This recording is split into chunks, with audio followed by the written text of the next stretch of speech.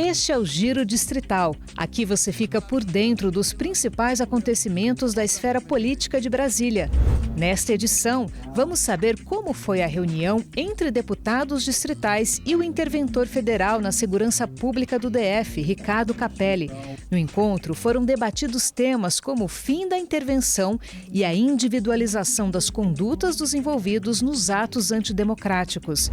Também vamos conhecer melhor Arapuanga e Água Quente, as mais novas regiões administrativas do DF. Após terem a criação autorizada pela Câmara Legislativa, as duas novas RAs começam a se estruturar, gerando muita expectativa entre os moradores. Vamos falar ainda sobre a importância de uma lei aprovada pela Câmara Legislativa que garante o atendimento psicossocial adequado a mulheres que lidam com uma perda gestacional. E uma reportagem sobre a mudança do símbolo que indica vagas e assentos prioritários para idosos no DF. Fruto de uma lei aprovada pela Câmara Legislativa, a alteração pretende deixar claro que enxergar os mais velhos como pessoas frágeis e incapazes não condiz mais com a realidade. Um encontro rápido, mas com diálogo extremamente produtivo. Essa foi a avaliação dos deputados distritais sobre a reunião com o interventor federal na segurança pública do DF, Ricardo Capelli, ocorrida no último dia 23. O encontro frente a frente foi negociado pela Comissão de Segurança da Câmara Legislativa. Em pauta, temas como a duração da intervenção, novos protocolos de segurança e a individualização das condutas dos envolvidos nos atos antidemocráticos do último dia 8 de janeiro. Para nós foi importante a reunião para marcar algumas coisas, porque você tem aquela notícia da imprensa, do disse-me-disse, mas uma posição oficial a partir do interventor traz para nós a segurança que nós precisamos, inclusive para informar as nossas bases. Capelli garantiu que a intervenção federal terminará mesmo ao final de janeiro, conforme inicialmente previsto. Com isso, o controle das forças policiais locais retornará ao GDF a partir de fevereiro. O mais importante foi saber do interventor até quando essa intervenção continuaria aqui no Distrito Federal. A gente tem uma avaliação que isso é muito ruim, né, para o DF, essa intervenção. Eu entendo que isso foi necessário, mas que a gente sai daqui com a informação importante que a intervenção acaba no dia 31, portanto, a partir do dia 1º, volta à normalidade na Secretaria de Segurança Pública do Distrito Federal. Eu espero que a gente possa ter paz daqui para frente, né? Ricardo Capelli também garantiu não haver nenhuma intenção por parte do Palácio do Planalto em federalizar as forças de segurança do Distrito Federal no futuro. Ele assegurou que o governo federal não irá defender nenhuma proposta no sentido de pôr fim ao Fundo Constitucional, que hoje garante o custeio dos órgãos de segurança locais. Policial civil de carreira, a deputada doutora Jane avalia que a manutenção da autonomia da segurança pública do DF pelo governo local trará tranquilidade não só para as forças policiais, mas também para o cidadão brasiliense. O final da intervenção diz para nós que as coisas chegaram a termo, né, foram pacificadas e a partir daí é a retomada, a gente espera a tranquilidade e que a confiança da população em relação às polícias não se abale, porque foi um evento, um sinistro, vamos dizer assim, que aconteceu naquele momento, que serão apuradas as responsabilidades, mas não reflete o verdadeiro sentimento, o trabalho que a polícia tem com relação à Brasília. Então, acredito que é a retomada da normalidade e que a gente possa, por meio de operações e outros trabalhos, como nós sempre fizemos, continuar provando o valor das polícias. Foi falado em questão de federalização, de fundo constitucional, e ele deixou bem claro que não existe no debate a questão da federalização, de retirada de fundo constitucional, o que nos dá muita tranquilidade. O fundo é muito importante para as polícias e para o DF. Agora, a Comissão de Segurança da Câmara Legislativa e os demais deputados distritais pretendem centrar esforços na investigação dos atos antidemocráticos, ajudando a apurar a responsabilidade pelos episódios e garantir que os culpados sejam punidos. As apurações vão indicar para nós quem são os culpados. Eu acho que muito importante é individualizar as condutas das pessoas e responsabilizar quem efetivamente teve alguma responsabilidade ou agiu de má fé ou provocou aqueles fatos provocou, pelo menos por omissão, que seja por não ter orientado a tropa. A polícia trabalha muito com hierarquia, com disciplina, com organização, então tem que ter um comando que determine o que tem que ser feito naquele dia, e aí ela vai usar toda a sua força, toda a sua capacidade e vai atuar. A Câmara já cumpriu o trabalho dela, inclusive abrindo uma CPI. Nós vamos fazer um processo de investigação com muita responsabilidade, né, para tentar ajudar o judiciário, ajudar o próprio Poder Executivo do nosso país, que a gente identifique, né, os verdadeiros responsáveis por isso. A gente sabe, e o secretário deixou aqui bem claro para a gente, o secretário Capelli, que a ação ela foi muito mal conduzida, né? Chegou a dizer que policiais foram vítimas de uma situação aqui onde faltou todo o cuidado. Então a Câmara não vai fugir do papel dela de investigar, de trabalhar, e essa CPI vai ser um instrumento importante para a gente ajudar a elucidar tudo que aconteceu aqui nessa cidade. O Distrito Federal ficou maior, pelo menos na divisão de seu território. Agora, em vez de 33 regiões administrativas, teremos 35. É que no final de 2022, a Câmara Legislativa autorizou a criação de 2 novas RAs, Água Quente e Arapoanga. A autorização se deu pela aprovação de projeto de lei do Poder Executivo, que pedia a criação das novas RAs. A medida foi aprovada de forma unânime no dia 7 de dezembro e já foi sancionada pelo GDF. Eu queria mandar recurso, o próprio governador com certeza quer mandar recurso para construir mais escolas, construir UBS, delegacias e tudo, só que nós esbarramos na legislação, porque lá não é um RA, lá não é regularizado. O que nós fazemos então? Criamos a RA. Não basta só criar administração. É preciso dar estrutura para essas administrações. É preciso que tenha máquinas. É preciso que tenha funcionários à altura da prestação de serviço que a população precisa. A população tem crescido. Se a população tem crescido, é claro que o guarda-roupa tem que aumentar. O número de vassouras tem que ser criado. Ou seja, se uma casa aumenta, a população aumenta, temos que aumentar o quê? O serviço público nessas regiões. Mas como será que os moradores dessas localidades receberam a notícia da criação das novas RAs? A repórter Mariama Morena esteve em Arapoanga para conhecer a cidade e avaliar as expectativas da população. Integrada à Planaltina, a região de Arapoanga começou a ser ocupada em 1992. Inicialmente como propriedade particular, a área foi loteada e vendida de maneira irregular e sem planejamento urbano. As ruas são estreitas e o trânsito, em alguns horários, é complicado. A ocupação também não levou em conta aspectos ambientais. Arapoanga está localizada na área de proteção ambiental do Rio São Bartolomeu. Hoje, com quase 50 mil moradores, a região possui vários condomínios em processo de regularização e oferta de serviços públicos, como 4 escolas e 2 unidades básicas de saúde.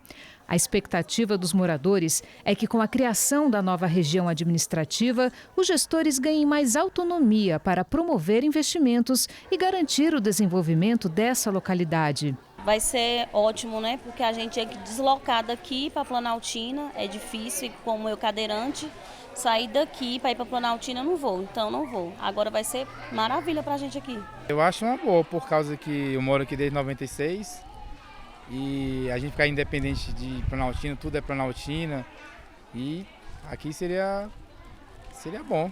Com a vinda da administração regional, vem muito os órgãos públicos para cá. Nós não temos aqui creche, o que a comunidade muito precisa. Acredito que precisamos de outras UPAs. Com a vinda do poder público, melhorará muito a situação da comunidade. O administrador de Planaltina, Wesley Fonseca, responde pela região do Arapoanga até a nomeação do novo gestor pelo GDF. Ele explica que a administração regional vai ceder parte do patrimônio, além de oferecer todo o apoio operacional necessário para a implantação da nova RA. Lá no seu artigo 3º dessa nova lei que cria essa RA, ela diz que nós, enquanto administração, nós devemos dar o suporte, tanto material quanto patrimonial, enfim.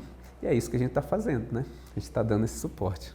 Arapuanga tem 2 projetos considerados prioritários pela população: a construção de um terminal rodoviário e de um restaurante comunitário. São iniciativas que ganham força com a criação da nova RA. E vamos agora conhecer a outra região administrativa recém-criada. Quem traz os detalhes é o repórter Alexandre Brandão.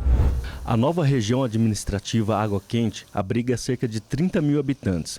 Cortada pela rodovia DF-280, está localizada entre Recanto das Emas e Samambaia e faz divisa com Santo Antônio do Descoberto, em Goiás. Até então, Água Quente era parte do setor habitacional do Recanto das Emas, que fica a cerca de 20 quilômetros da administração regional, o que dificulta o acesso da população aos serviços públicos. A transição da atual gerência para uma nova região administrativa já está em andamento. É o começo de uma nova história, né, para a comunidade de Água Quente.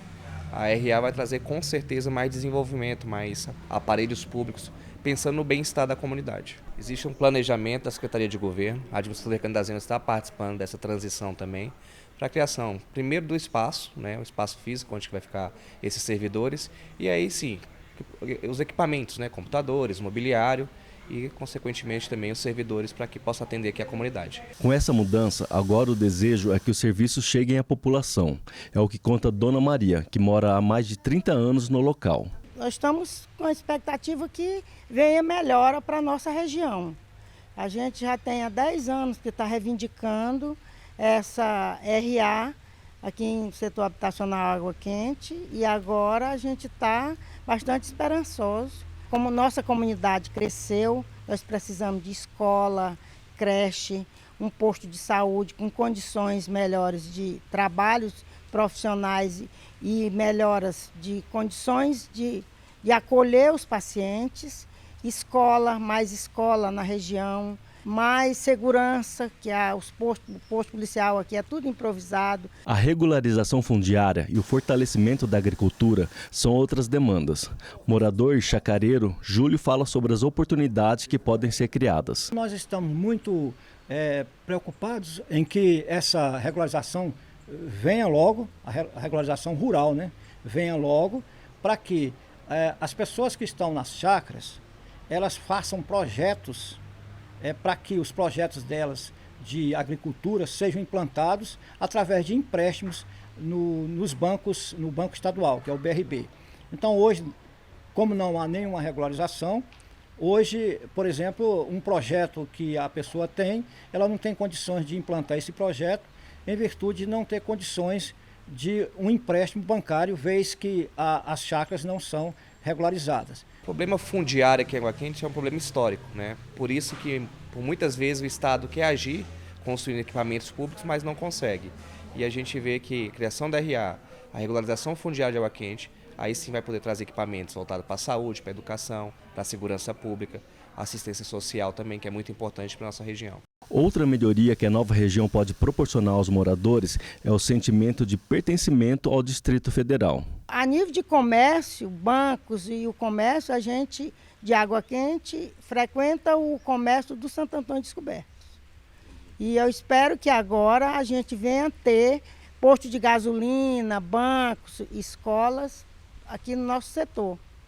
Com essa RA, vai trazer essas melhorias para a comunidade e para nós chacrareiros também, né? Água Quente tem quase 580 mil hectares e surgiu a partir da expansão de núcleos rurais na década de 1990. A região conta com locais de diversão como Pesque Pague e chácaras.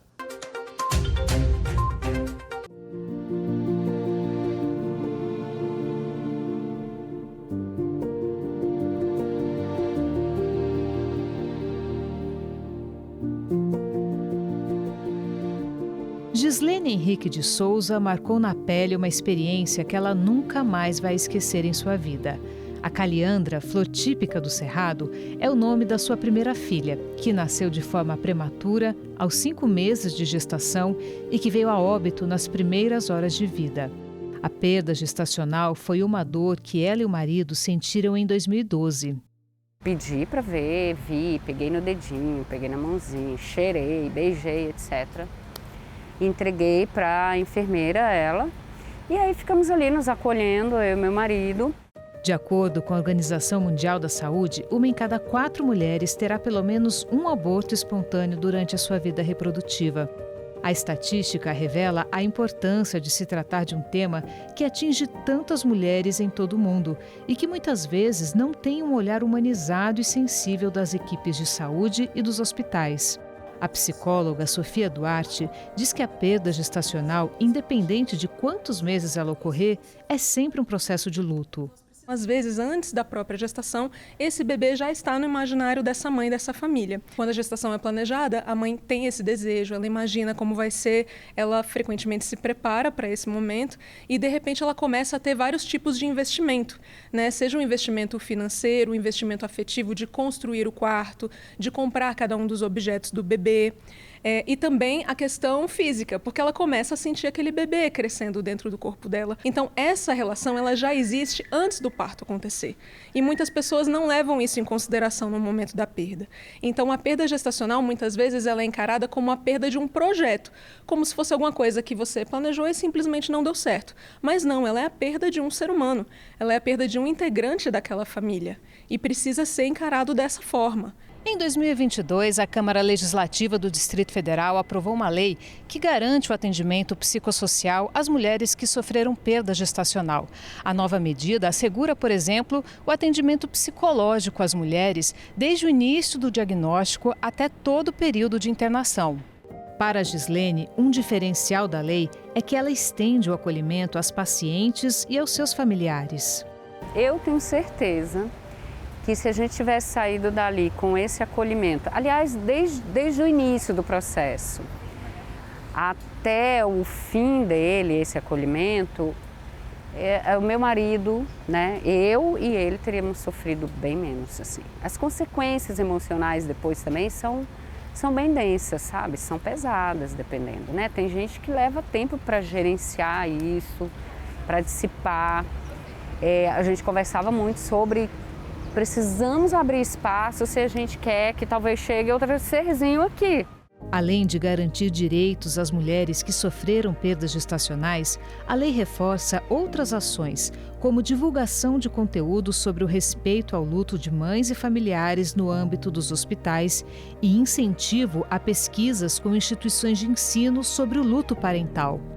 Autor da lei, o deputado Eduardo Pedrosa diz que trabalha agora pela regulamentação das medidas. A gente conseguiu a sanção da lei, o governador sancionou essa lei recentemente. Agora nós estamos trabalhando para que a gente consiga, com a Secretaria de Saúde, a Secretaria do Desenvolvimento Social, a Secretaria de Justiça, integrar as políticas públicas e estabelecer um programa para dar atenção a essas mulheres e a essas famílias. A gente sabe, né, que o luto da família, do marido, da mulher, às vezes são lutos que as pessoas expressam de diferentes formas e a gente precisa ter essa compreensão e ver realmente a dor que essas pessoas estão passando e tomar alguma providência nesse sentido, que o Estado tem que participar desse processo. Sofia Duarte, que já atendeu mulheres nessa condição, aprova as medidas instituídas pela nova legislação. A gente tem uma questão humanitária, que é super importante, né? Então é uma pessoa que está em sofrimento que ela precisa de acompanhamento.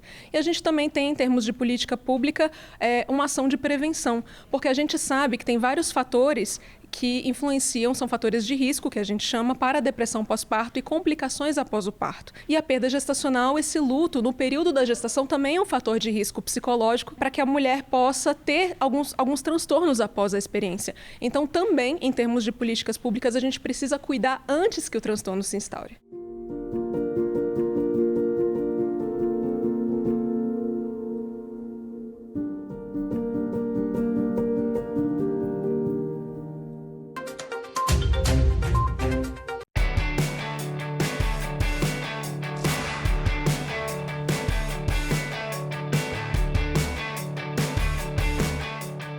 Juntos na alegria e na tristeza, na musculação e no pilates. Esses são o seu Giacomo e a dona Áurea, unidos há 20 anos pelo matrimônio e pela atividade física. É sagrado, o casal vai junto à academia 3 vezes por semana, uma rotina focada na manutenção da saúde e do bem-estar. Traz um bem-estar grande e faz diferença no dia a dia da gente, né? Ficou com inveja da disposição desses dois?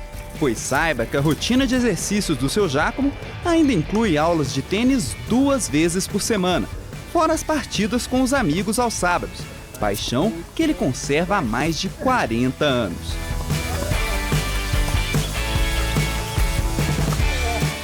Mas de onde vem tanta disposição? Como médico, seu Giacomo conhece desde muito jovem a importância dos exercícios físicos para a saúde, um hábito que ele receita para todos. Com o tempo, principalmente depois dos 40 anos, começa a haver atrofia muscular. E se a pessoa não pratica algum esporte, não exercita, não impede essa atrofia. Então, praticando esportes, ela estará impedindo essa atrofia muscular. Então, é fundamental que a pessoa pratique esporte, pratique exercícios desde pequeno e até a minha idade e mais tarde.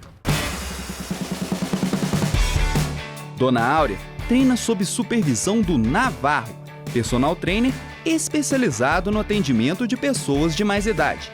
Ele afirma que nunca é tarde para começar a se exercitar, mas recomenda que os treinos sejam acompanhados por um profissional de educação física. Hoje em dia já se tem muitas tecnologias e muitas maneiras de você manter a pessoa com autonomia. Esse é o foco principal para a turma dessa idade, né? Você manter eles com autonomia para fazer as atividades do dia a dia, seja dirigir ou as atividades diárias. Você manter isso é que vai dar uma grande qualidade de vida, um grande diferencial para pessoas dessa idade que antigamente normalmente ficavam em casa, né? A famosa vovó do tricô, do crochê. Até pouco tempo atrás, essa era a imagem que ilustrava a percepção da sociedade a respeito dos idosos. Um homem curvado segurando uma bengala, bastante utilizada para indicar vagas e assentos preferenciais. Uma figura que não representa em nada pessoas como o seu Giacomo e a Dona Áurea, e que ajudava a consolidar a ideia preconceituosa de que idosos são pessoas frágeis e incapazes, uma visão totalmente descolada da realidade atual. Para ajudar a enterrar de vez essa percepção errada, a Câmara Legislativa aprovou uma lei que determina que a imagem do homem com bengala seja substituída por esta, um homem ereto acompanhado da indicação 60+. A ideia foi proposta pelo deputado Martins Machado e tem como objetivo combater o etarismo, uma forma de discriminação praticada contra pessoas de mais idade. Aquela imagem de um idoso com uma bengala não representa, não condiz à realidade, né? Então nós mudamos para o mais 60 a placa, substituindo ela.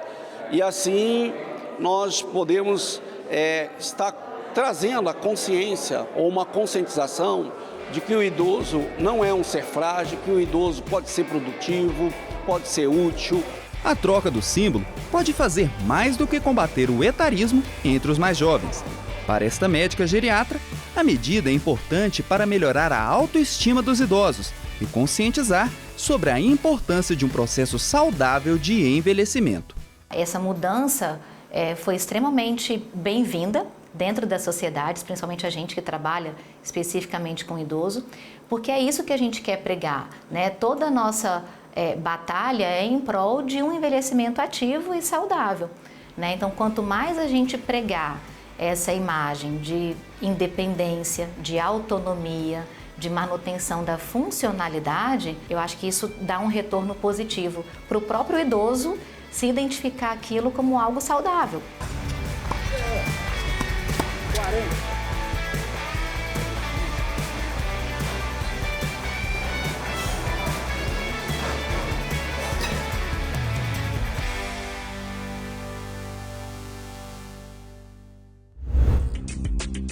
E não se esqueça, para outras informações sobre os trabalhos da Câmara Legislativa, acesse o portal de notícias da Casa.